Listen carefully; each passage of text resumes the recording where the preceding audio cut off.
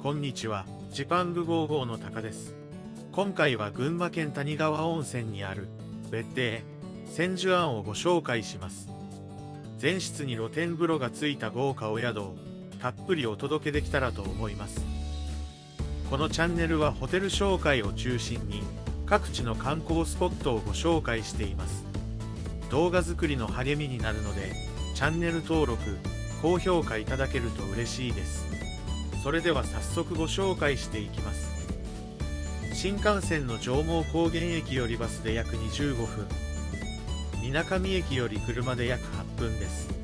車の場合、関越自動車道水上インターチェンジより約10分の距離です。フランス発祥の世界的権威を誇る高級ホテル、レストラン組織ルレーシャトーに2012年から加盟しています。全室に源泉かけ流しの温泉が楽しめる露天風呂がついているのも特徴ですね。宿に着くとスタッフの方が荷物を運んでくれました。正面玄関に入ると丁寧にお出迎えしていただけました。靴はここで脱ぎ、宿を出るまで預かっていただきます。玄関もかなり広々していて高級感がありますね。中に入るとスリッパの用意がありました。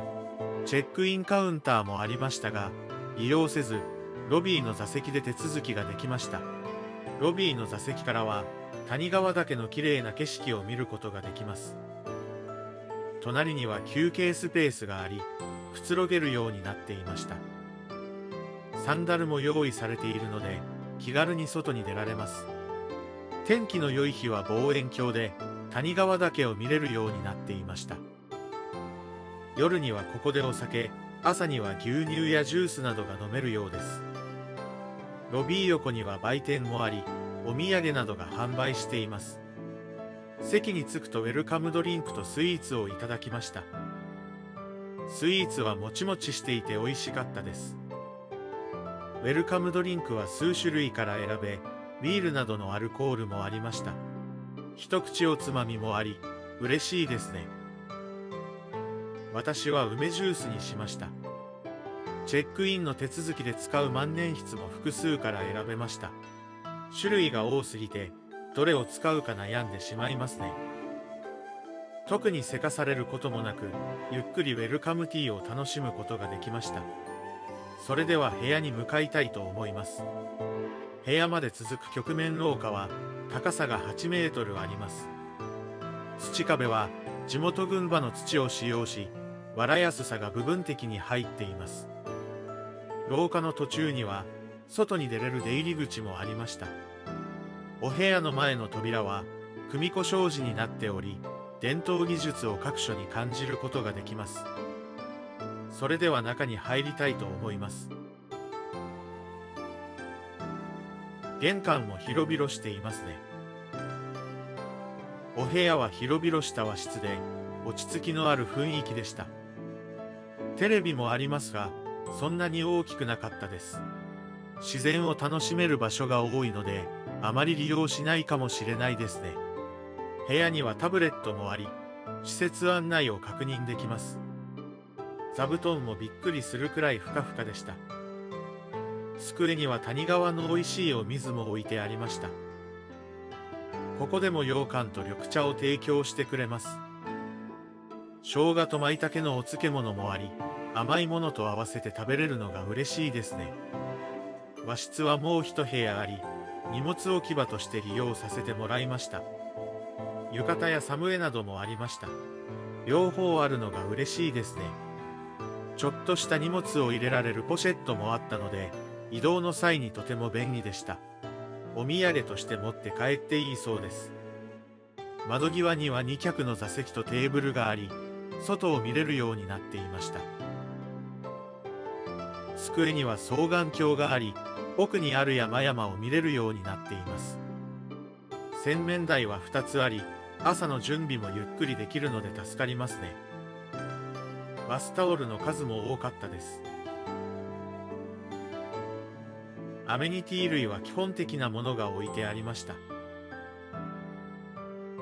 クレンジングや化粧水、乳液などは用意があったので助かりますね。ドライヤーも意外に風圧がありました。洗面台からはシャワー室へ出られるようになっています。シャワー室からは露天風呂へとつながっています。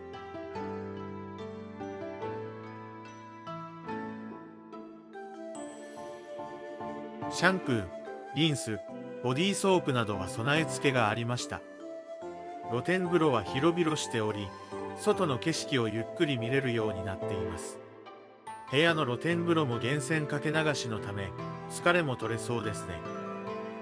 トイレ内にも手洗い場がありました。こういうのは地味に便利で助かりますね。玄関の横にはミニ台所もあり、エスプレッソマシンやおつまみなどがありました。これは自由に食べることができます。冷蔵庫には天然水やジュース、ビールがあり、自由に飲めるようになっていました。今回はこちらのお部屋に一泊します。お値段は1泊5万円からとなっています。お部屋も洋室があるなど、いろんなタイプがあるみたいです。お部屋の案内もあり、わかりやすかったです。その月に応じた案内もあったので、季節を感じることができますね。そして驚いたのが、お布団と枕を自分好みに選ぶことができたことです。硬さや高さなどを自分で選べるのは本当に助かりますね。夜もゆっくり休むことができそうです。似たタイプの部屋でも作りは若干異なってるみたいですね。露天風呂が寝そべれるなど浴場も違うみたいです。部屋の広さは十分あり、ゆっくり過ごすことができそうです。それでは館内にある施設をご紹介したいと思います。お庭では自然を感じながらゆっくり過ごすことができます。今回は冬に訪れたので青々しい木々は見れませんでした。外には手湯があり、温かいお湯に手をつけることができました。夏の期間は足湯を提供しているそうです。お庭にはコーヒーや季節のフルーツがいただける施設もありました。冷蔵庫にコーラ、カルピス、いちごがありました。いちごも甘くて美味しそうですね。コーヒーはカフェラテやキャラメルラテなどがありました。庭園の奥には空を見上げられる場所もあります。ここは光害が少なく星がきれいに見えるそうです。完全予約制の貸し切りサウナもあり、1万1000円で利用できます。サウナがお好きな方にはいいかもしれませんね。他にも本やコーヒーが楽しめる読書ルームもありました。本館から離れた場所にあり、ゆっくり過ごすことができます。中には暖炉があり、席が数席ありました。本は自然や風景を扱ったものが多かったですね。机にはスケッチブックもあり、自由に絵を描けるようになっていました。スタッフの方がいるので、ドリップコーヒーを入れていただけます。イチジクのチョコもいただき、コーヒーとよく合っていました。外には横になれるベンチもありました。すぐそばに川が流れているので、川音を聞きながらゆっくり過ごすことができます。気温がちょうど良い時は、外でゆっくりしてもいいかもしれませんね。川辺にも降りられるようになっており、川のせせらぎを間近で聞くことができました。石のベンチもあるので、ここで時間を過ごしてもいいかもしれませんね。大浴場は曲面廊下の途中にありました。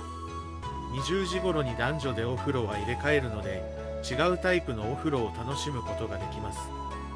内風呂と露天風呂があり、お風呂によっては川辺近くのベンチで横になれるようになっていました。サウナもドライとミストがあり、それぞれ楽しむことができます。脱衣所にもタオルや化粧水、乳液などが用意されていたので、手ぶらで来ることができました。お水も脱衣所と浴場にあり、すぐに水分補給できるようになっているのが嬉しいですね。マッサージ機もあり、日々の疲れを癒すことができます。ちなみにマッサージ機は2つの大浴場でそれぞれ違うものが用意されていました。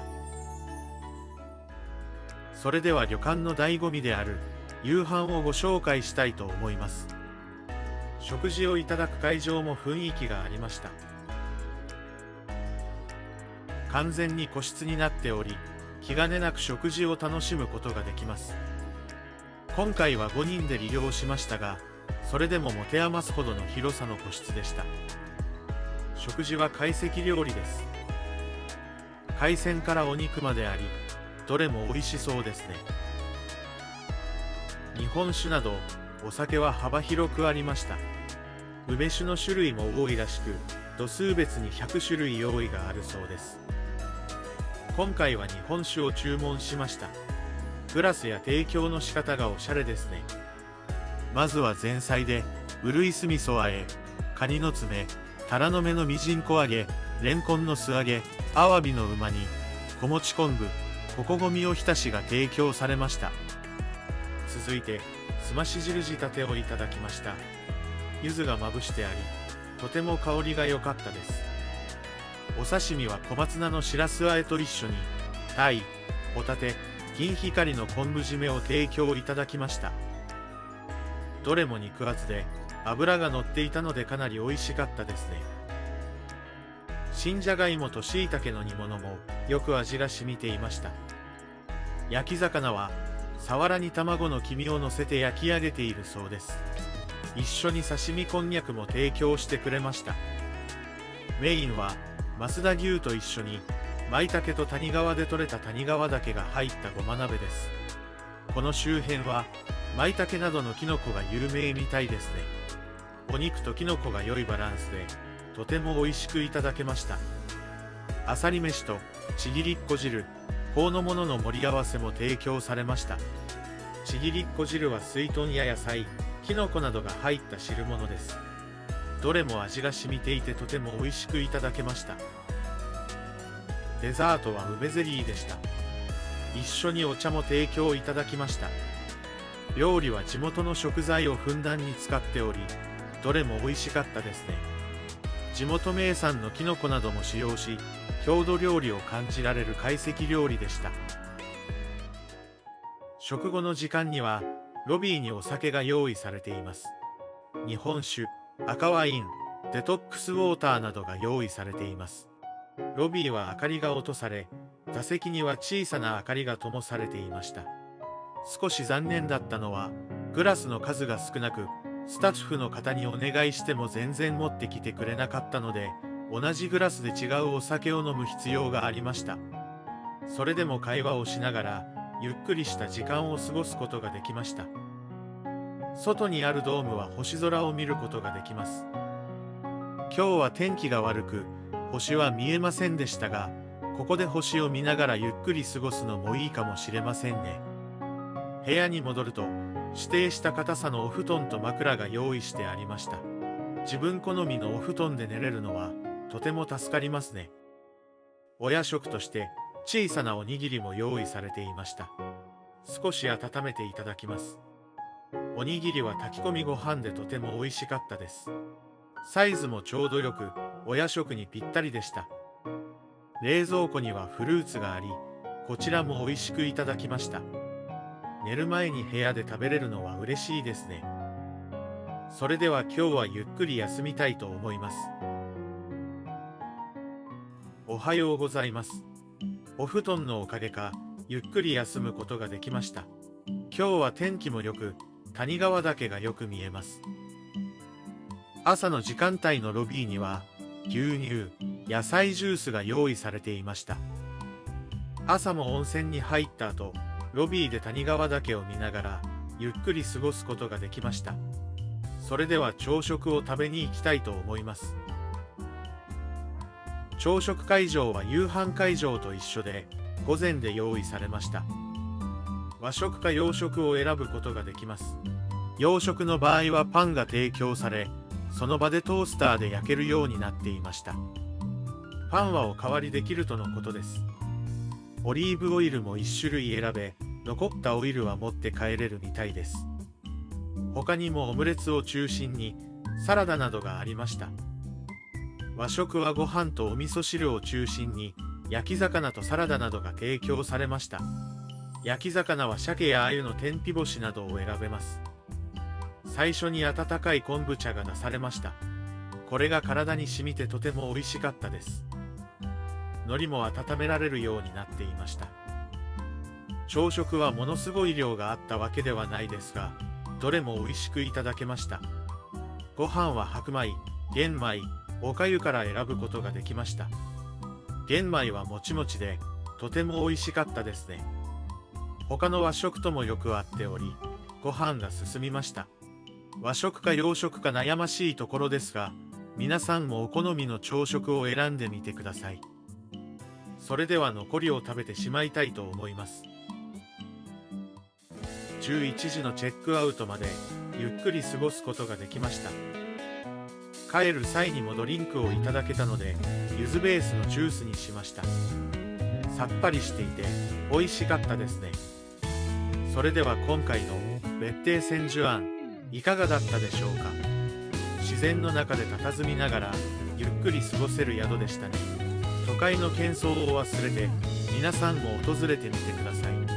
今回の動画が少しでも皆さんの旅行に役立てられたら嬉しいです。動画作りの励みになるのでチャンネル登録、高評価、スーパーサンクスをお願いします。最後までご視聴いただきありがとうございました。それではまた次回動画でお会いしましょう。さようなら。